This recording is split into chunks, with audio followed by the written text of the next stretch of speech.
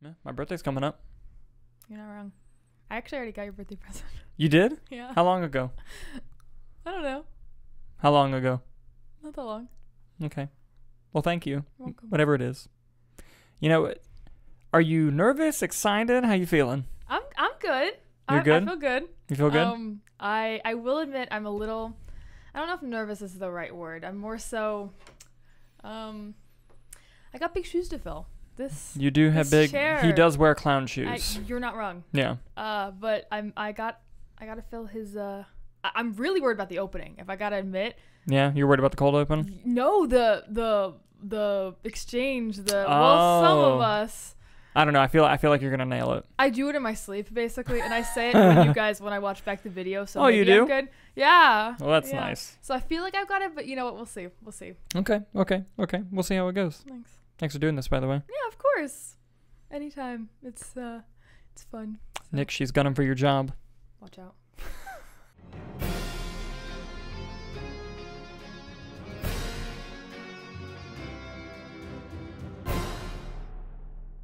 Hello, everyone. I'm Dalton Burdett. I'm Hannah. You gotta say your first and last name. Oh, we do that? Yeah. Oh, then start again. I do this I do this in my sleep. She says. I don't introduce the show in my sleep. Mm-hmm. I do the back and forth. Go again. Hello, everyone. I'm Dalton Burdett. And I'm Hannah Heiler. And we are the Movie Knights. Well, some of them. If you're watching this, it's because you want to hear our uncensored, unfiltered thoughts and opinions about the world of movie and entertainment news. So kick back, relax, and thank you for being a part of the conversation. A little rocky, a little touch and go. Nick, you're pretty safe right now. No. You're pretty safe right now. We'll get him it's the long game right here. We'll get him at the end. Yeah. Yep. Okay. Well, as you guys can see, Hannah is joining us today. It's going to be super duper fun, super duper nice.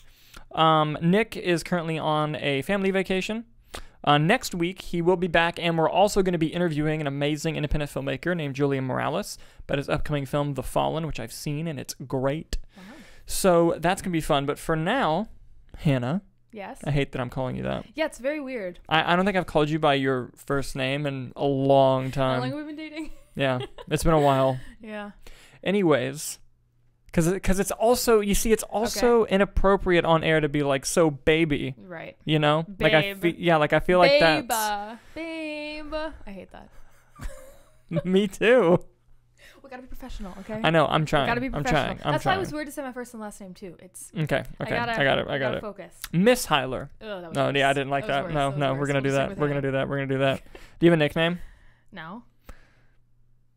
Why are you offended by the I don't prospect know. of a nickname? Offended by that. Yeah, it was just okay. Anyways, are you ready for the box office? Yes. I'm so excited for the box office. I'm the one that initially said that they have to do the box office first. So yeah. This fills me with so much joy. This is great. This is great. So, I have the full weekend chart here for everyone. So before I actually read the numbers, I am going to read off what the predictions were from last week, both for Nick and myself.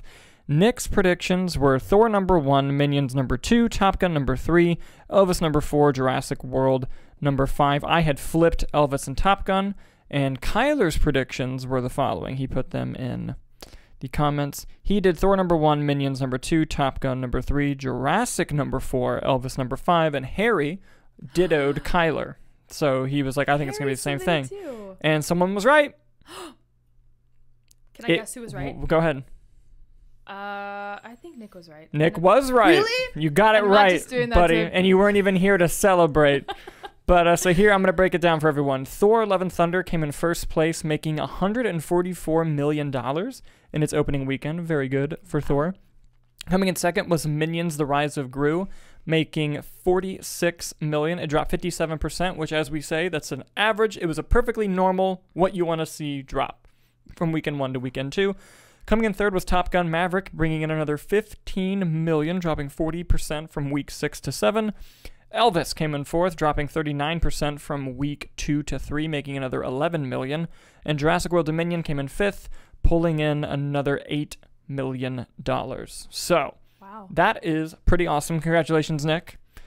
He'll have to text me his predictions for next week, and I'll let you do predictions for next week as well. Ooh. But let's go ahead and dive a little bit deeper into each individual thing. But before I go into the top 5, I actually wanted to pull up number 6, which was the Black Phone. Thank God. And as of now, it has made $99 million worldwide. So it will cross 100 probably tomorrow. And it was made on a budget of 18. So good for Blumhouse, good for Scott Derrickson, good for the Black Phone. It's an amazing movie. Let's dive into Jurassic World Dominion. Its total worldwide number is 876 million, but it is slowing down. I think it may hit to 900, but I don't see it passing the Doctor Strange, and certainly not Top Gun, considering Top Gun is now more than Doctor Strange. But that's still, hey, the movie makes $800 million, is still a solid run. Sure. Good job, Jurassic World. Elvis has made 155 million worldwide on a budget of, I believe, 85. It's made 1.8. Not quite breaking even just yet, but we're on the right track. We're getting there. If it keeps having low drops like it's been having and it stays in the top 5 over the next few weeks, then we should be fine, but we'll see. Top Gun Maverick's total has now reached $1,141,000,000, still at 1.1, doing really well. It's made 6.7 times its budget back, so that's pretty good. Let's see, budget was 170.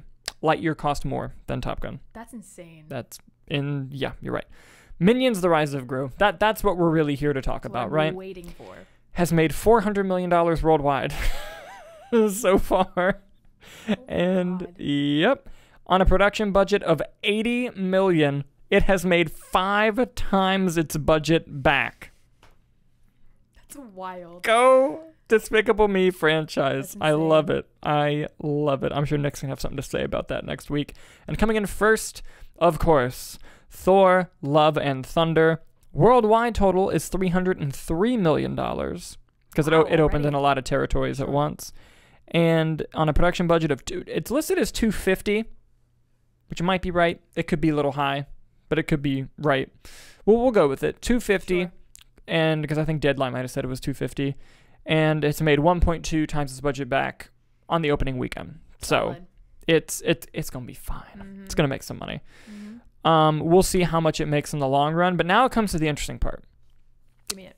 What's going to be the top 5 next week? Nick, wherever you're watching this, I want you to write this down. So. What comes out next? I will let you go first. What comes out? I believe Where the Crawdads Sing comes out. Right. Which I don't know if I'm going to get tickets for Thursday. Yeah. Because we got The Raid tomorrow. We got a local theater's playing The Raid. It's called the Enzian. It's a great theater. And I got our tickets because I love that movie. I'm so excited. You got all of our friends to go too. Yes. Well, by the time you're watching this, it plays tonight. So that's exciting. All right, hold on. Let me pull up the exact release schedule that I screenshotted into my phone because of who I am as a person. Let's see. That's July... It's like the weekend 15th? 16th. It is going to be, I believe it's just Where the Crawdads Sing. Well, that's it? Well, it has Bedrest and Mrs. Harris Goes to Paris. I don't know if those are streaming releases, though. They might Probably. be. Probably. Bullet Train was supposed to come out this weekend, but they moved it to August 5th. But that's just in time for Mauricio's birthday. So I think his birthday's the day before, which would be Thursday, that's when we'd say, ooh, that's cool. That's why he wants me to get tickets so bad. I've been checking every day, Mauricio, for when they go on sale. You're a pro at this. I promise I'm trying. So, yes. So I'm going to... Actually, I know I said you can go first. Do your predictions first. Go ahead. Nope. This is all... You're the guest. Oh, why thank you. You get to go first. I feel so honored. Okay. So, next week... really the only movie that comes out is Where the Crawdads Sing. Mm-hmm. I don't think that's gonna make top 5 at all. Right. Okay. I don't know. I feel like it's personally the trailer doesn't look great. Yes, it's been marketed, but not as much as the other ones. Okay. I don't know. I feel like because it's not gonna pass you said Jurassic World was 8 million? Yes. This past week. And if it drops, I guess it could, but I don't know. I don't think it's going to make it. I think we're going to get almost the same as the week before. Thor, Minions. I think it's going to... Elvis might... Because they've been playing that game where they go back and forth. I know. I'm gonna say. Okay. Thor, Minions, Elvis, Top Gun, Jurassic World. Okay. Yeah. I'm gonna do this. I think Where the Crawdads Sing will get number 5. Okay. Because I think Jurassic World's going to drop again. Okay. And if it drops around 50% like it's been doing, it dropped 47, so it drops around 50. Sure. It will drop to about 4. And I can see where the crawdad's saying opening past 4. Sure. Because it's a book and the audience, the built-in audience of who reads that book is going to go. And I think that's roughly $4 million worth of people. Plus Reese Witherspoon is attached to it. Yes. So she's a bigger name. And the older movie-going audience, which I'm just saying, I know it's not like an old person book, but like the people who read, I think they've started to come back with Top Gun. They showed up for Elvis. Maybe they'll show up for this movie. That's a very good point. So my predictions is I'm going to go the same exact thing as this week, except we're going to change out number 5. Thor: Love and Thunder number 1, Minions: The Rise of Gru number 2, Top Gun: Maverick number 3, Elvis number 4, and Where the Crawdads Sing number 5. Okay. Now also I'm hoping Where the Crawdads Sing actually opens on a weekend and not like a Wednesday, because that will affect numbers, because it's not going to make as much money. We'll see. We'll see. Maybe we'll have an exact carbon copy.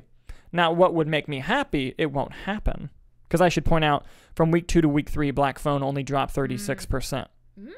What would make me happy is if Black Phone snuck back. Sure. That would be cool. I don't see it happening, though. But it would be cool. So those are our predictions. Leave your predictions in the comments. And Nick, please text me yours once you watch this tomorrow. Let us know what you guys think as we move on to our first story, really, other than the box office. This is when you really got to prove yourself in this position. I've trained for this. You've trained. All right, this comes to us as an exclusive from Deadline. We've thoroughly enjoyed the most recent season of Stranger Things. It's my whole personality at this point. It's really unhealthy. But it was really great. It was a really, really great season. I think it's the best season they've done. And you know how I am. I don't have like the average opinion when it comes to the Stranger Things seasons. I really like season 2, okay? It's not the best. But everyone just pretends it doesn't exist. And I'm like, guys, there was a lot of good stuff. There was the one bad episode. There's so much good stuff in season 2 of Stranger Things. The only good thing that comes from season 2 is Steve and Dustin. No, there's more stuff. That's the only memorable thing. There's more stuff. I guess Sean Astin. There's more stuff too, but we can argue about it later. It's whatever. Anyways, Stranger Things obviously has become such a pop cultural phenomenon that the Duffer brothers have now launched their own production company, and they've made a deal with Netflix. They're going to be called Upside Down Pictures, which is awesome. And this is the headline that I'm going to pull from Deadline. Duffer brothers launch Netflix shingle Upside Down Pictures that will include a Stranger Things spinoff and a Stephen Daldry helmed stage play of Stranger Things with a manga live-action series of Death Note and a Stephen King, Peter Straub, The Talisman,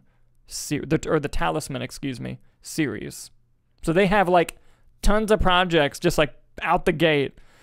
Now, what they have said is that they are not going to be overseeing the spinoff show. I mean, they're going to make their money. They're probably going to get like producer credits. But like they're going to be like, we're going to produce it. Yay. I think they are going to be more directly involved in the Stephen King adaptation. And as for the stage play, Stephen Daldry, like I mentioned, he was actually supposed to direct Obi-Wan when it was a movie. Wow. Yep, he was one of the people. Mm-hmm. And I believe they're also going to be really heavily involved in the Death Note live-action series. You know, Netflix getting a mulligan. But what are your thoughts on them launching this production company and doing all of these series? And I'm sure they'll be credited. Upside Down Pictures will be credited for Stranger Things Season 5, probably. But what are your thoughts on this? I'm excited. I do think it's so funny that Stranger Things 4 was such a huge success. I know it probably broke a bunch of records about, hours watched and stuff like that. And Netflix was like, whatever you want. Yep, anything. Whatever you want. Approved. Everything. So that's, I'm personally really excited. I know Death Note was not great the last time they made it. I think it was a movie. Mm-hmm. So the fact that the Duffer brothers are now getting their hand in it to do a redo of that, plus it's now going to be, I think you said, a TV show. I think it's going to be great. I'm excited for that specifically. Yes. Sorry, I didn't mean to interrupt. The article also mentions that part of the package will be an original series from creators Jeffrey Addis and Will Matthews, who did the Dark Crystal reboot for Netflix. Yeah. Okay, that's very much up there alley, like that type of content. But I personally am positively optimistic about the stage show. I love theater. I love all of that. I love Broadway. And it's a stage play, not a musical, right? That's what they said? It's a stage play, and it will be written by Kate Treffry. Cool. I don't know who that is, but wanted to say fake theater fan, I guess. I know. I'm sorry. Oh, no, it's okay. But I'm excited about that. I think that's very cool that I don't know if they have any experience with theater. I mean, they're obviously like film people, but that's Well, I know, I think Stephen Daldry may have done some theater. Let me see. Daldry's credits include, I don't know if these are stage adaptations, but I think these are TV and movies, but The Crown, Billy Elliot, and The Reader. Okay. So. I think those are film and TV adaptations, but still. Yeah. But yeah. I think it's exciting. I am too. Good for them. Good they deserve for it. them. They do. Especially after all the lawsuits they had to go through, which was annoying. Season 1, yeah. Yeah, and just like, can you imagine? It'd be really annoying. But what do you guys think about the Duffer brothers launching their own production company, Upside Down Pictures? Let us know in the comments as we move on to our next story. How much of Walking Dead did you watch? I watched like 5 seasons. Okay. I will admit, I didn't finish it. It's a fun conversation starter of like, when did you stop watching Walking Dead? It's like after season 8, I backed out. I think Nick has watched every episode. I think so too, yeah. And the comics? He's read some of them. I don't know if he's read all of them, but yeah. I know. But I know that Stephen Yuen, the guy that plays Glenn. Yeah. Amazing actor. Yes. He's going to be in Nope coming up shortly. I'm so excited. I never saw Minari, but I heard he's great in it.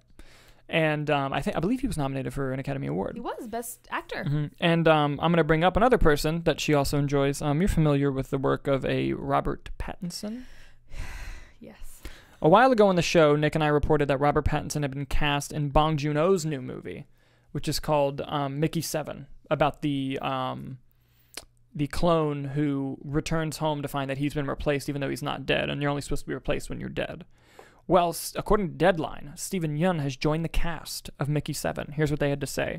5 years after working together on the Netflix picture Okja, Stephen Yuen is reuniting with Bong Joon-ho on the director's next feature film at Warner Brothers. The untitled film is based on the novel Mickey 7 by Edward Ashton and also stars Robert Pattinson, Naomi Ackie, Mark Ruffalo, and Toni Collette. I didn't know that last part. Holy shit! This is turning into an Oppenheimer Maybe they'll situation. finally nominate Toni Collette after fucking Hereditary. Didn't get a nomination. I'm still salty. There's a couple but I'm like... Snubbed. Like, not even sub to nominate it. She should have won. 100%. She was better than everyone in the category. Whatever. I can't get distracted by it. Bong will write, direct, and produce for his production company Offscreen alongside Kate Street Picture Company's Doo-ho Choi and Plan B's Dee Gardner and Jeremy Kleiner as part of the later's overall deal with Warner Brothers. The film reteams Bong with Choi and Brad Pitt's Plan B following their successful collaboration on Okja in 2017. What are your thoughts on Stephen Yuen joining the untitled movie that's based on the novel Mickey 7? Just call it Mickey 7. Yeah. That's a cool title. What do you think about Stephen Yuen joining the cast? And apparently it also has Mark Ruffalo and Toni Collette and Naomi Ackie, which I did not know. Yeah. I love him. He's great. I mean, he did great. Like you said, Minari and Nope looks incredible. Mm-hmm. And he seems to have a supporting role in that. So he's gaining some traction. He deserves it. He does. He's incredible. From all accounts that I've heard of people in the Hollywood system, all say he's wonderful. Yeah. Like a wonderful person. Not only that, a wonderful actor. Yeah. You know? You always say adding talent's never a bad thing. Yes. But I'm excited. I think he's great. I will be interested to see, I don't know, the cast is, as it's growing, I mean, I'm loving, like you said, everyone that's adding, but it's an odd group. I don't know, like Mark Ruffalo. Not something you would have pictured. And Robert Pattinson. It's the Hulk and Batman. Yeah, I don't know. I mean, I'm excited, and you know, he's an incredible director, and you know, he knows what he's doing. So, it just gets me more excited about this movie. So yeah, it'll be great. And I'm just curious because I believe this is Bong Joon-ho's first movie since Parasite. So I'm just thrilled in that regard, and I hope that Stephen Yuen and Robert Pattinson get to share the screen together because Robert Pattinson, he's not only a fantastic actor, he's great at reacting to other actors, like him and oh my gosh, Willem Dafoe, Zoe Kravitz in The Batman, amazing. Him and Willem Dafoe in The Lighthouse, amazing. You know whose dynamic I really loved was him and John David Washington in Tenet. I loved those two. Incredible. Like they're probably not going to do another movie with those two in that universe, but like I would love to see them in a movie together. Like, I thought their dynamic was their chemistry, amazing. Yeah, really well done. Look, I'm fucking thrilled about this movie. I loved Parasite.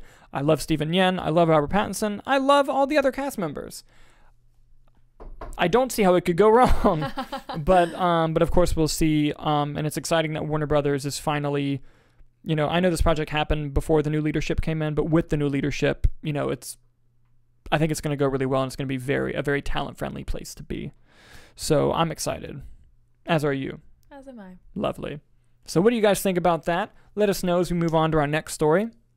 So something that I'd like to point out is on the show, I try to, I mean, obviously if you look around me, big fan of comic books and nerdy things, Star Wars. Behind this camera are my Star Wars pops, so you can't see them. And behind both of the cameras are all of my just like regular film. Like I have Rocky, Jaws, The Godfather, Smokey and the Bandit, Jurassic Park, Evil Dead, a bunch of horror movie. Like, I like all kinds of movies, but I do get accused sometimes of just being like, oh, you just cover comic book stuff and this stuff.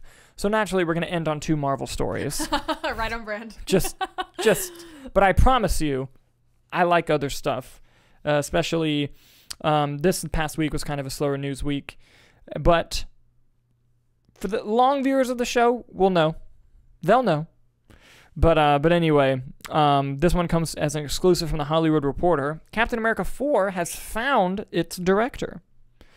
Captain America 4, which will be written by, I believe Malcolm Spellman is his name. He was one of, I believe, the head writer on The Falcon and the Winter Soldier, will be directed by Julius Onah. He's best known for directing The Cloverfield Paradox, but he has also directed a film in 2019 called Luce, L-U-C-E, which I have not seen, but I've heard rave reviews of. I've also never seen Cloverfield Paradox. So please take my comments with grains of salt, as I haven't seen either of those projects. But I can tell you what I've been told about those projects. I've been told that Luce is an incredible independent film, and like it balances a lot of characters and tons to, again, hearsay. And I've heard that The Cloverfield Paradox is an absolute pile of trash garbage shit.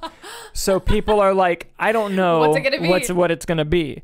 Now, what I do know about Cloverfield Paradox, it had the best marketing stunt of all time, and that this did not leak beforehand to the public. And because originally what we had found out was that overseas it was going to be on Netflix, and they were still working out its release strategy in America. Like, that happened the day before the Super Bowl. That article came out. And then they were going to premiere the first trailer for it at the Super Bowl. And so trailer for the Super Bowl, they show a trailer for this new horror film, third Cloverfield movie, and at the end of the trailer it said now streaming on Netflix. And it was like the first time, it was just like, oh shit, like it's, oh my God. Wow. And I remember it being a big deal, and it wasn't very good. So it was kind of a really smart strategy of like, let's get all the people to watch it right away. And Paramount smartly sold it to Netflix because they kind of watched it and probably realized like, but what I will say from the history of that movie, what I do know is that it was being developed as a completely different film. I think it was called like The God Particle. Like it was developed as something else.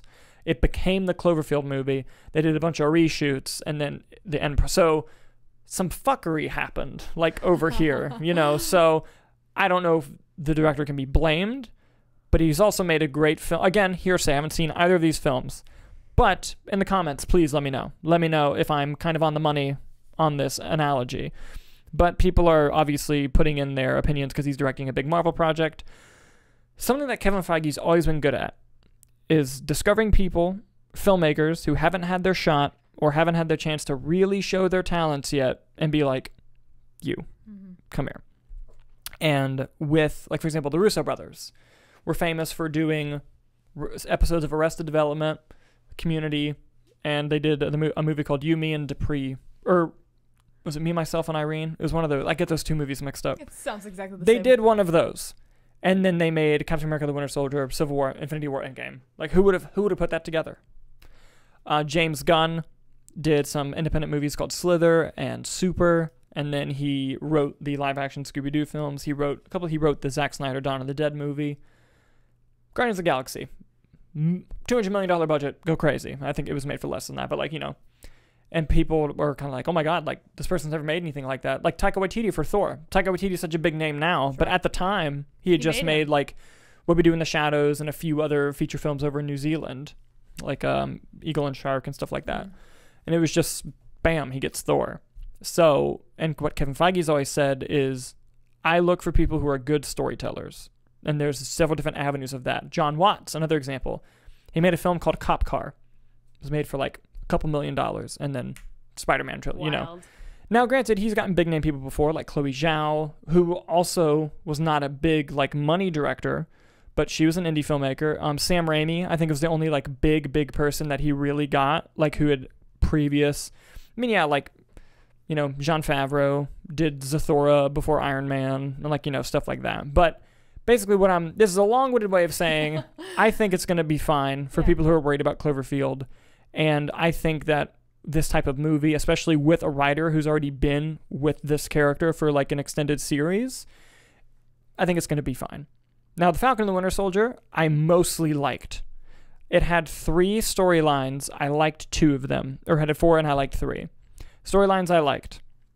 Everything with Sam Wilson and Isaiah Bradley. Loved it. Everything with the Winter Soldier and him trying to get better and going to therapy. Loved it. Everything with Wyatt Russell and him being the new. Loved it. Wild. Everything with the Flag Smashers, I did not give a shit. That was the only thing where I was like, okay, this could be way better. And there are rumors that they did a lot of rewrites and stuff on that show, which I don't know the validity of them, but there is evidence of it. Anyways, my brain, you know how it works. You live with me. I just love watching you go. Well, thank you. It's entertaining.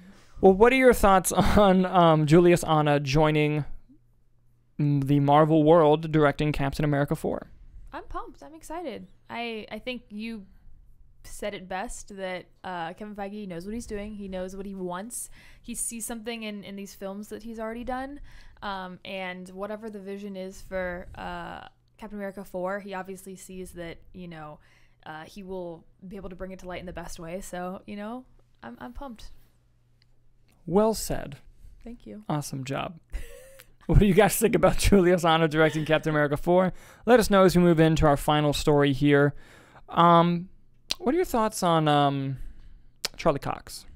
You mean my husband? I'm a little bit of a fan, I would say. A little bit of a fan. What about Vincent D'Onofrio? Absolutely. Mm-hmm. Yes, 10 out of 10. What about when they play Daredevil and Kingpin? Art. Cinema art, right? Literally. Now, in the Hawkeye series, which we did reactions to. Oh, we should talk about when we're going to do reactions again. Yes, we should. In the Hawkeye series, I famously freaked out. I mean, we kind of knew it was coming. Like, we'd heard rumors about it. But Vincent D'Onofrio showing up as Kingpin. And then in Spider-Man No Way Home, our boy showed up, Charlie Cox. It was so late. It was like we got an 11 p.m. showtime opening night. We were so tired, but the movie started, and you get like this like surge of energy when the movie starts. And as soon as the cane hit the floor, I had Nick on one side of me and you on the other, and I took both of my hands and I just like, oh my God. Your soul left your body. It did. It did. So I famously fall asleep during movies at the theater. No. Crazy. Every single movie. Unfortunately, I fall asleep in. I vividly remember I was starting to doze off because it was the beginning of the movie. Again, it was like 11 p.m. this movie started. I worked all day. I was tired. And then when that happened, I was awake the rest of the movie. I was like, is that Charlie Cox? I'm here. I'm done. Say less. So I vividly remember how much we freaked out. Yes, it was perfect. It was perfect. Well, I have good news for you. Speaking of Hawkeye earlier, there was a character that was introduced called Echo. And Echo, we knew for some time it was getting her own spin-off series. Well, after being heavily rumored, it is now confirmed that Charlie Cox and Vincent D'Onofrio as Daredevil and Kingpin will be in the Echo series. I'm pulling this from The Hollywood Reporter, but I believe the exclusive was from a podcast known as The Weekly Planet, but the Hollywood Reporter sources confirmed it. So here is what the article had to say. Charlie Cox and Vincent D'Onofrio, who portrayed classic Marvel Comics characters Daredevil and the Kingpin, respectively, have joined this series, which stars Hawkeye, Breakout, Alekwa Cox. That's funny, they're not related, but Alekwa Cox and Charlie Cox. As Maya Lopez. Marvel had no comment, which means it's true. But now here's part of the story. Part of this is speculation, part of this is true, and I'll get into it more, but I wanted to... Future editing Dalton, keep the camera on Hannah when you read this part of the story. Gotta be a good reaction. The move is the latest sign of Marvel Studios' efforts to bring popular characters from Netflix now defunct Marvel shows such as Daredevil into the fold. Sources say Echo will include a plotline in which Daredevil, whose alter ego is blind attorney Matt Murdock, is searching out for a former ally. Podcast The Weekly Planet has reported that ally is Jessica Jones, another Marvel character who toplined her own Netflix series, who was played by Kristen Ritter. If Ritter as Jones does indeed make an appearance in Echo, that would leave Luke Cage and Iron Fist and the Punisher as the street-level crime fighters still left to be reintroduced into the Marvel Cinematic Universe. So, hold on. Let me tell you, I had to control myself not to just freak out and cut you off. I was like, don't say anything, don't let him get to the sentence, then you can freak out. Jessica Jones. Okay, but here's the thing. It's not confirmed, I know. It's not confirmed, but what is confirmed is that sources say Echo will include a plotline where Daredevil is searching for a former ally. Yeah. That is true. That's confirmed. Yes. Okay. And then they said, it is popularly speculated that this will be Jessica Jones. If it is Jessica Jones, would that excite you? Yes. Because even I will say, I think you only watched season 1 and like part of season 2, right? Season 1 of Jessica Jones is fucking phenomenal. It is an amazing series of television. It is so good. Season 2, not fantastic. There's a couple good episodes towards the end. Season 3 was better than 2, but it still never hit like season 1. Like season 1 of Jessica Jones was incredible, but something consistent through the entire series. Kristen Ritter, born to play the character. How excited would you be if Kristen Ritter shows up on this show, or just if she returns in general? So I said earlier that Charlie Cox is my husband, right? Kristen Ritter's my wife. So just the fact that they could be together again. I loved all of their stuff together in Defenders, and their dynamic in Defenders was one of the best parts of the show. It's so good. That was my favorite part. Defenders, kind of not my favorite. Hit or miss. Hit or miss, yes. But their scenes together was like magic. Like they worked so well together. So the fact that sure, nothing's confirmed, but there is talks of her not only coming back, not only reprising the role, getting to reprise it with Charlie Cox and his Daredevil. Incredible. I think, I speak for everyone, say that we've wanted this for so many years. Yeah. Kevin Feige is known for, trying his best to give the best fan service he can, right? Like he listens and he tries his best to give the people what they want, So if this happens, I am afraid it's going to overshadow Echo a little bit if this happens, but it's fine. It's fine.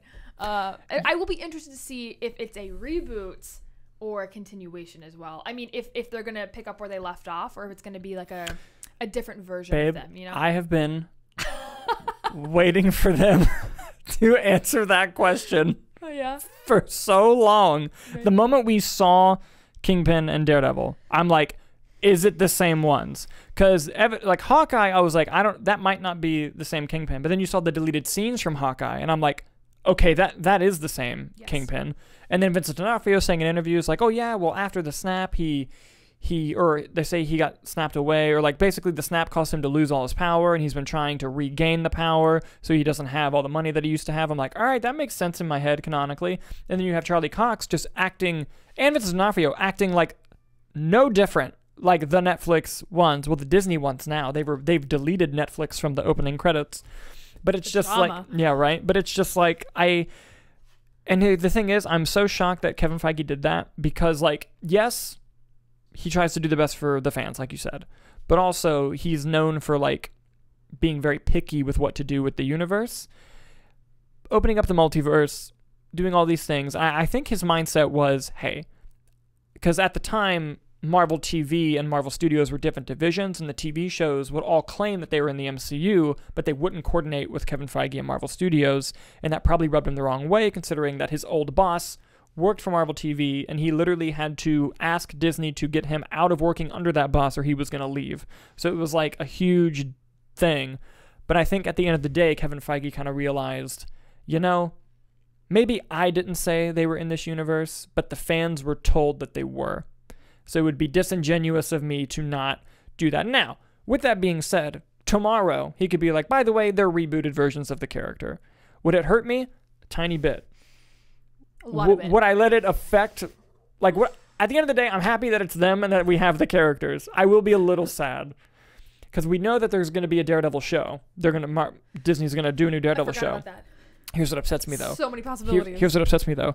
I'm so accustomed to 13 episode seasons of Daredevil, and you know it's going to be like Daredevil, a 6-part series. I'm going to be like, God damn it, no! Okay, but I just want my 13 episodes. Yes, but be happy that you get 6. That's true. Okay, babe, can I tell you something? Yes. So Saturday, July 23rd is Comic-Con. It is? Oh. Listen to me. Listen to me. If Kevin Feige, because Marvel has not officially announced the Daredevil show yet. Like it was a leak, or not a leak, but like a story. If Kevin Feige announces at Comic-Con, like officially makes the Daredevil, so like picture, because I've been in Hall H, like the atmosphere in that room, there's no other, I have to do it again before I die. Like it's so amazing. Picture like, because normally when they announce stuff, the lights will go down, and then like the title treatment comes up, everyone cheers, and the lights come up, and he describes the project. Picture this. The lights go down, it says Daredevil, and then the lights come up, and he's like, oh, blah, blah, blah, blah, like, yeah, we're going to do, Charlie Cox is here, he comes out on stage, whatever, and then the lights go down again, and underneath the title card, it just says Season 4. Tears. Oh, yeah, I will cry. I'll be like, fuck yes. I'm so excited about that. But yeah, I don't know. I got a bit I can see it. Me too. And they're showmen. They love that stuff. So I'd be remiss. I am curious as to what they're going to show us at Comic-Con, because even if they don't release trailers, they're going to show the audience trailers, and they'll do at least one, because D23 is coming up also, and that's where they'll save most of their stuff. But they'll give us at least one like surprise thing that hasn't been announced. I thought Marvel wasn't going to be at this Comic-Con. They are. D23. Is that new? They are. Weren't they going to wait till next year? They are, and DC's going to. Both?